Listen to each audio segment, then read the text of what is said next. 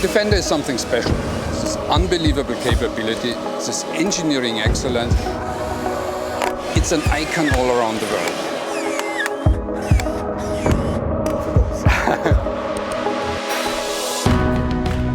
Don't drop it. We use Land Rovers as training vehicles in the military.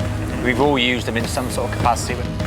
The bottom line is it's clearly a versatile, robust bit of kit.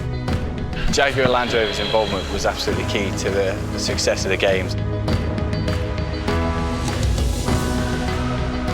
So I learned to drive in a Land Rover when I was a little kid. So I just used to be able to sort of almost half sit on the seat, and I could just reach the pedals and sort of half stand up and look out.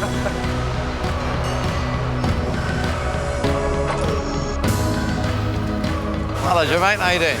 It should have been a no-brainer for anybody to invest in the original Defender line. It's going to go anywhere, where there's a desert, where there's a swamp, where there's a mountainous road.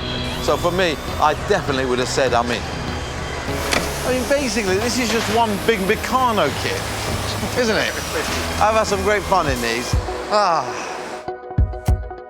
I've actually worked here on the assembly line when I was a young engineer. It's in my blood, I've grown up with it. I was even born in Lode Lane, which is the address of the company. I drove one of the very first Defenders on this attempt to be the first people to drive from the English Channel to Singapore. You know, I spent some of the happiest days of my life in the Defender.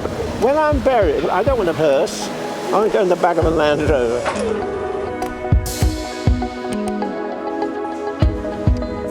You know, when you work for the Red Cross, you get the sense that you're the only ones who can travel that path. You are reaching the most vulnerable, the most remote communities. The amazing thing about the Defender, it's not about the vehicle really, it's about the people we can help as a result of actually being able to access those places. This particular vehicle is special to me as an auctioneer, but also as a Land Rover enthusiast, because it's the 2 millionth, and a unique vehicle with such incredible history is very desirable. Well, I mean, having done an apprenticeship in this factory as a young kid, it brings back a lot of memories.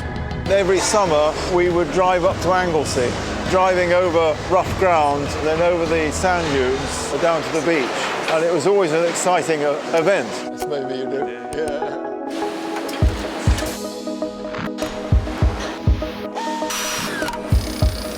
2 millionth Defender, an incredible vehicle that saved my backside more times than I can ever say. From deserts, jungles, mountains, you name it. This guy's been a friend. I have always been a Defender man, right from my days in the Marines. There's one vehicle I want to be sitting in when things start going wrong. The Defender is my magic carpet.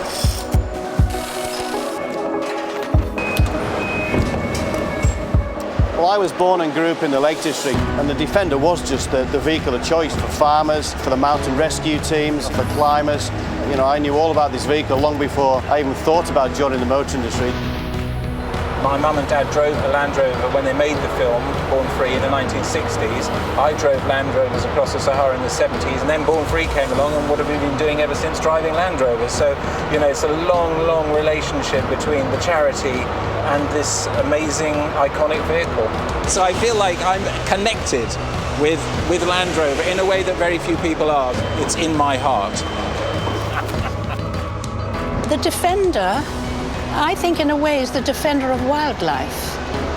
When my husband Bill and I were making the film Born Free with the lions, we used to pop them in the back of the Land Rover, drive out on the plains, and then sometimes, of course, they rode on top of the Land Rover, which they absolutely adored. The whole Land Rover Defender story has been part of our family too. The memories are very strong. You know, I think you develop bonds with things that you depend on.